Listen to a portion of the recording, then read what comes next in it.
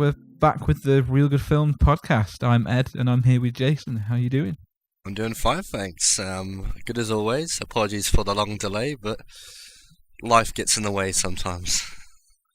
It does. Life really does. But so yeah, Jason, have you seen any good films lately? Thought we'd give a bit of a lowdown of what we've been up to. Well, I've just been up doing stuff, but the film that I've watched recently is Bohemian Rhapsody, which I thoroughly enjoyed. I saw it too, and I have different feelings towards the film than you did, but we'll get onto that. So yes, but what have you been up to? Watched any great films lately? I've seen some films I've never seen before. Watched E.T. for the first time properly all the way through. As you know, I haven't really been overly fond of that film over the years you've known me, but I watched it all the way through and thoroughly enjoyed it. Ah, good. I'm glad you enjoyed it, because we were talking about it previously, and you're like, not really fond of it. I'm like, how could you? It's a great childhood film. But I just went on Amazon Prime and it was there, so it was an hour and 40 minutes. And I thought, you know what, I'll give it a go. And I just thought it was, in a word, magical. But like I said, I also went to see. I've also seen Bohemian Rhapsody recently.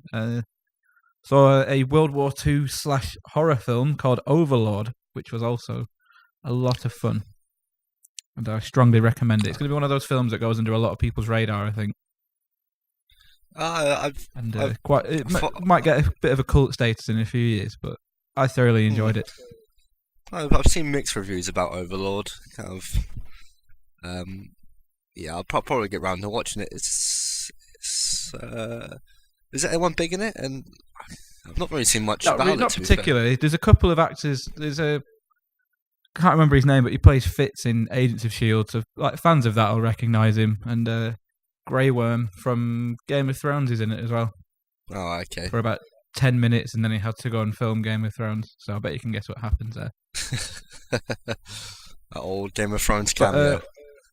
Yeah, it's genuinely a really good film, because me and my brother, we went to see it. We didn't really know what to expect. And I think World War II, it's been done to death now, hasn't it? But starts off as like your generic World War II films. It takes place during Operation Overlord, if you haven't already guessed by the title of it. Yeah. Where these paratroopers, they have to go and disable a communications tower so the Allies can land on the D-Day beaches. But during this mission, they discover a secret facility where the Nazis are doing tests on the local villagers, and they're able to bring people back to life and make almost like super soldiers to expand their 1,000-year Reich, because they need 1,000-year soldiers. But like I said, it starts off as a really good World War II film, then it just kind of deviates into a really fun B-movie, where it then goes, how many Nazis can we kill in a hilarious way? That's always good. There's one bit where, I mean, I'm not going to complain at that.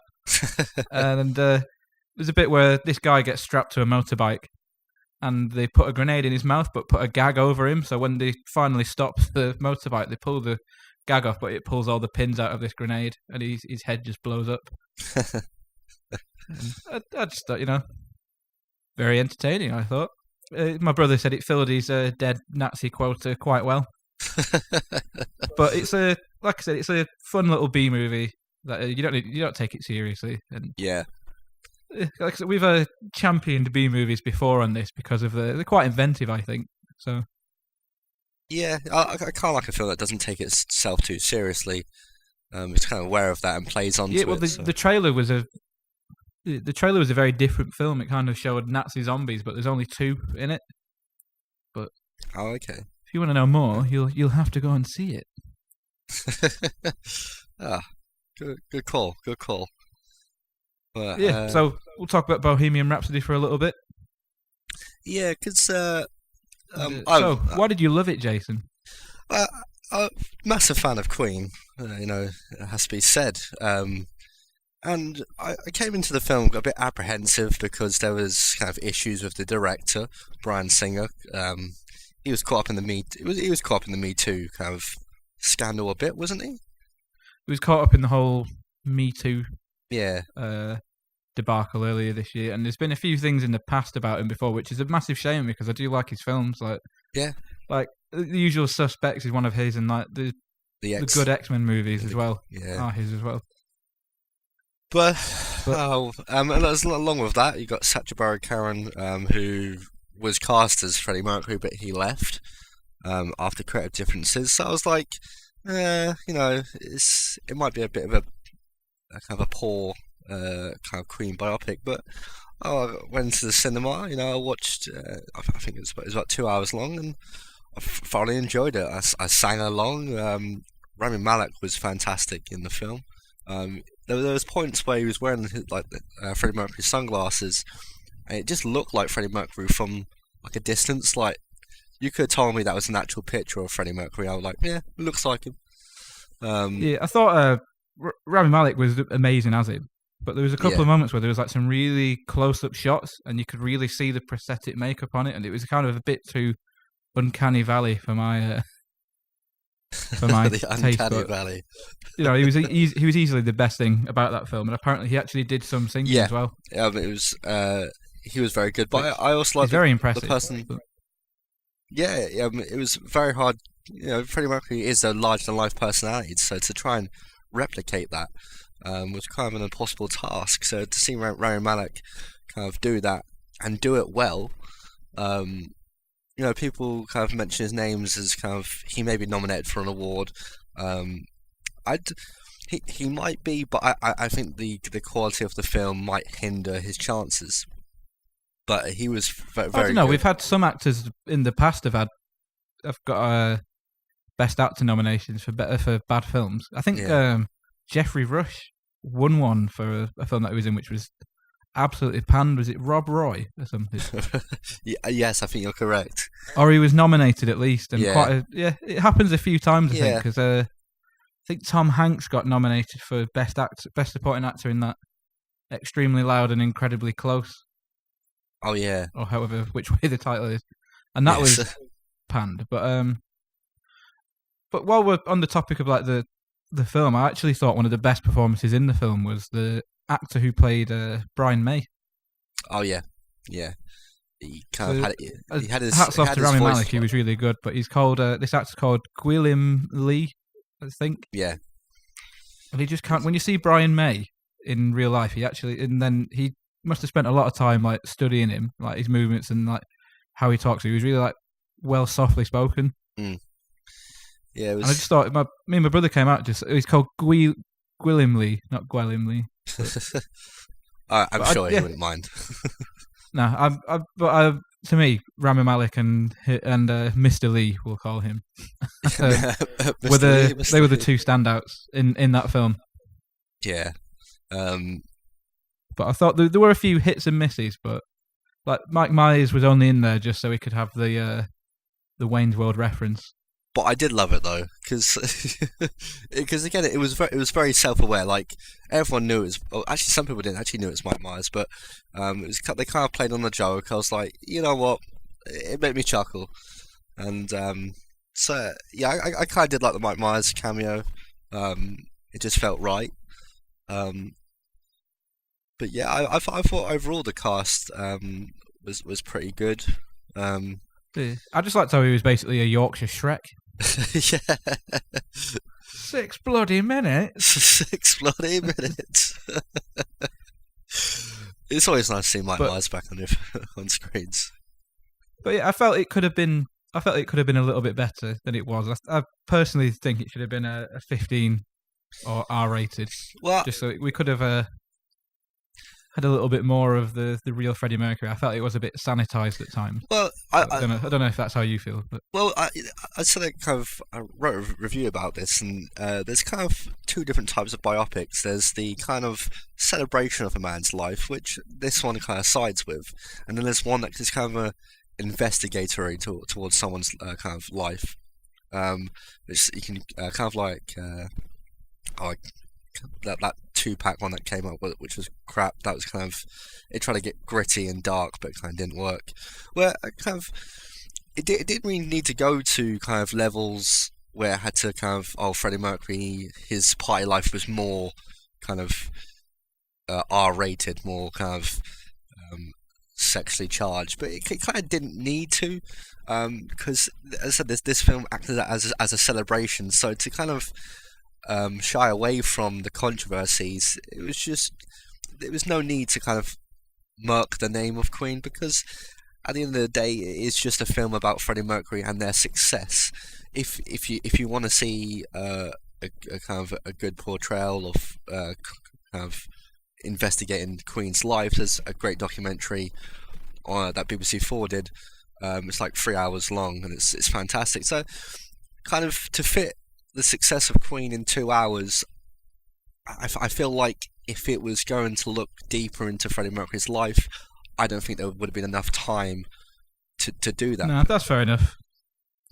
So, I understand the kind of the criticism, but I was happy that it didn't go that dark, because at the end of the day, when the film finished, it was like a happy tear, sad because the end is kind of everyone knew where the end was going to go, but I felt it was very jarring, that credit scene when it just said Freddie Mercury died, and it was literally like that scene on The Simpsons. Do you know when Homer plays Poochie? And it was Poochie died on the way back to his home planet, and goes to his home planet. That was it.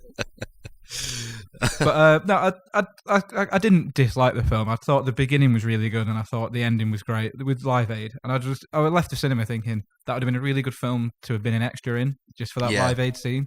It's like, do you want to come and stand in a warehouse for 2 weeks and then just sing Queen songs all day? Like, yeah, all right. Literally, the Live Aid scene, and I guess it's kind of a spoiler, but they basically just show the whole set. Yeah, I think there's 2 songs missing, which I think they cut out Crazy Little Thing Called Love, and then there was they did that other song later in the evening, didn't they? I can't remember what it's called, but kind of Freddie and Brian May. Yeah, well, the whole like Live Aid scene, how it's shot, it looks great. Like kind of the recreation of Wembley, kind of that whole. There's also the mirroring of the exact moves Freddie Mercury did as well was just amazing. I reckon there'll be a whole lot more biopics in the next few years now because of how successful this one has been. Yeah, can you think of like... We've got the Elton John one out this year, which is being directed by the guy who replaced Brian May. Brian Singer. Brian Singer. It's called Dexter Fletcher. He did Sunshine on the Leith. Oh, my mum loves that film. So yeah. But yeah, no, I think that's the main big film I've seen in the last few weeks. I just kind of think this year hasn't been particularly great for films compared to last year. Well, you look at Infinity War. That was kind of just the peak of film. I just kind of think anything after that was just a bit. Yeah. The movie to end it all, really. So yeah, kind of. But I can't think of anything that kind of stood out apart from Infinity War.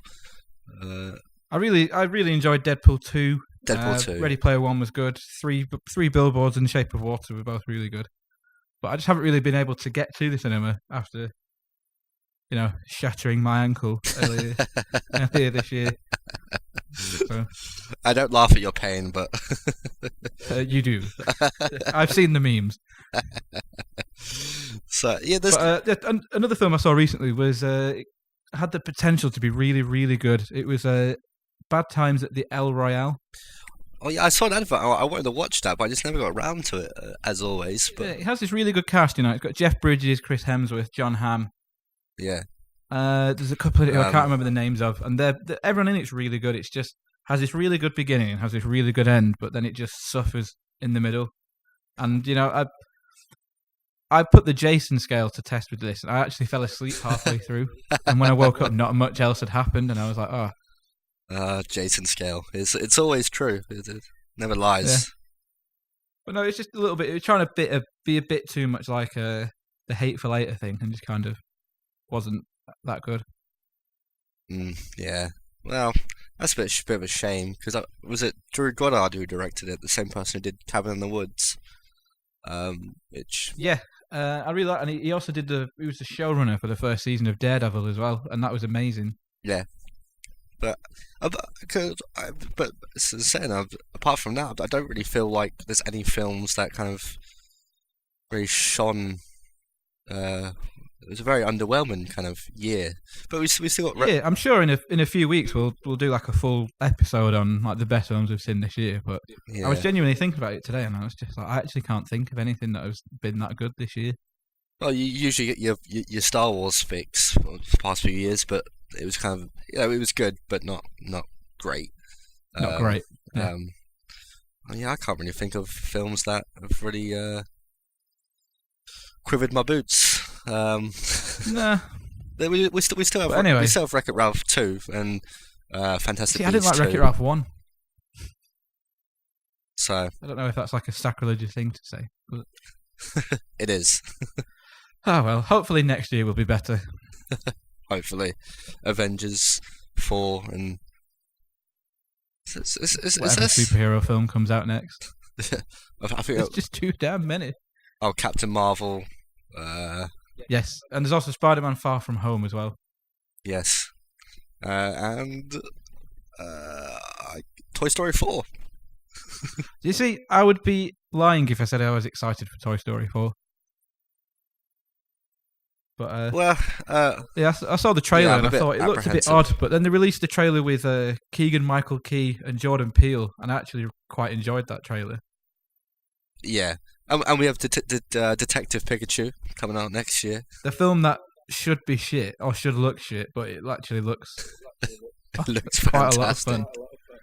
As a fan of Pokemon, I love the fact that you get a kind of a CGI Jigglypuff and a Mr. Mime.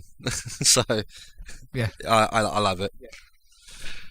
But yeah, anyway, I'm sure we'll talk about these in a future episode. But for now, that's it. With nice little catch up on what we've been up to, which isn't much. But, Yeah. But yeah, anyway, thanks for listening and tune in to our next episode. Yes. Tune on to the next episode. Thank you for listening. Goodbye. Goodbye.